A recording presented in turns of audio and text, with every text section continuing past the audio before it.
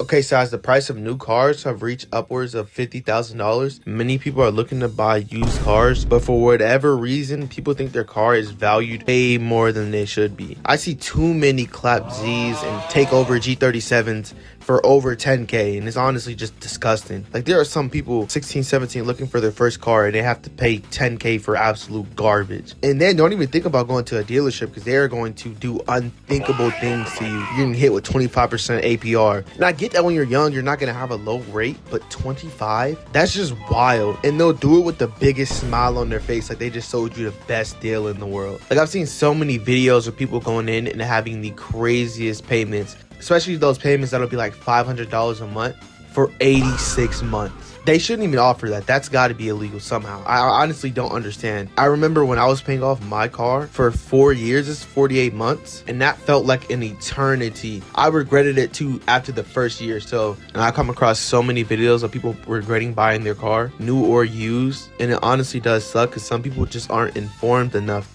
to make a good decision or an educated decision. That's why I appreciate so many people out there letting people know how to operate when they go into a dealership and what to look for, and also a cosigner is a great thing, especially if you're young. Go get a cosigner. Drag your grandma out of the bed and take her to the dealership and get that cosign if you have to. Because without it, you're going to be paying 25% APR. You're young. You have no history. That's how I was with my first car. Because sadly, I went the route of a car payment instead of paying it off. And can we take a moment to appreciate the wonderful place of Facebook Marketplace? This place is really hit or miss right here. You can find an absolute steal or make the worst decision for the next 3 years. Take this Infiniti G37 as an example. It looks pretty clean for a G37, at least as clean as possible. It shows he's showing pictures of him shooting flames. I don't know why he would do that, but it is $2,500. Pretty cheap. Seems like a great price for one of these cars. These are decent cars for what they are. And as you read through the description, no rust,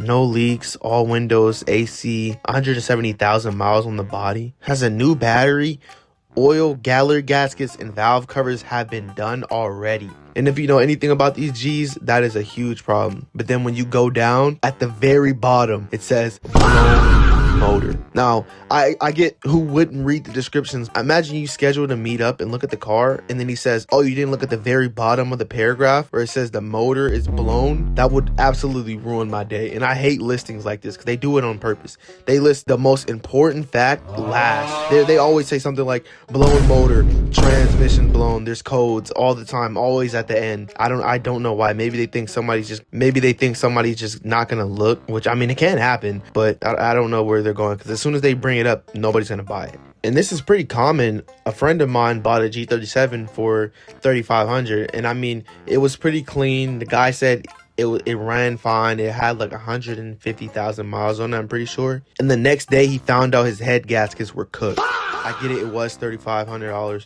It wasn't very expensive, but still, the guy didn't mention that at all. He said it ran fine. It looked very clean. He tried his best to clean it up. He went to the nearest AutoZone and bought every cleaning supply he could. And those head gasket jobs aren't no joke. I mean, we did prepare a weekend to do it. I helped him out a little bit. It's just like another hassle and something that is just very annoying, because nobody wants to buy a car that you're gonna immediately have to tear apart. But I can't lie, sometimes Facebook Marketplace does have absolute steals. For me, I love Mustangs with a cow hood.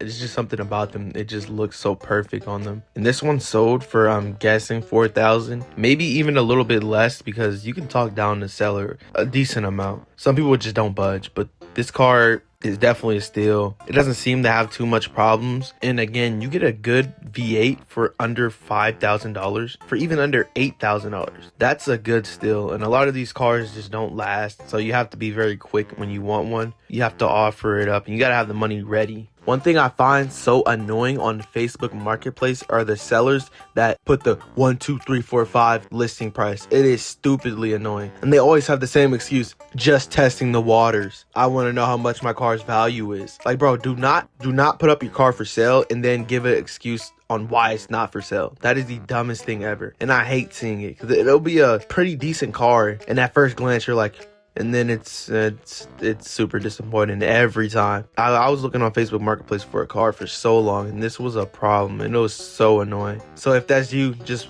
please stop. That is super annoying to everybody that sees it. The best advice I can give to somebody that's looking for their first car is to buy used, of course, but you should absolutely do your homework. Get the VIN, look at its history, go to Carfax, they'll show you the whole history. Don't worry, depending on the car, don't worry too much about the mileage. I would say anything over 100K, that's what I put the limit on myself, and I got a 50,000 mile car, and it was pretty rare to be 50,000 miles. If you're buying from a dealership or a private seller, you can always take that car to a auto shop and have them check it out for like maybe 25 to 50 bucks, and just skim over it and just go over it really quick and make sure there isn't no leakage, any damages, leakages, any type of damage or leaks, of course, or I mean anything that somebody just tried to cover up really quick, hide it, because I know how it is to have your first car. You're just not gonna know everything and what to look for, so just have somebody else to help you look for it, and also have somebody with you while you get the car too. If you're gonna finance, which I think it isn't terrible, but I think it's the worst option out of the two,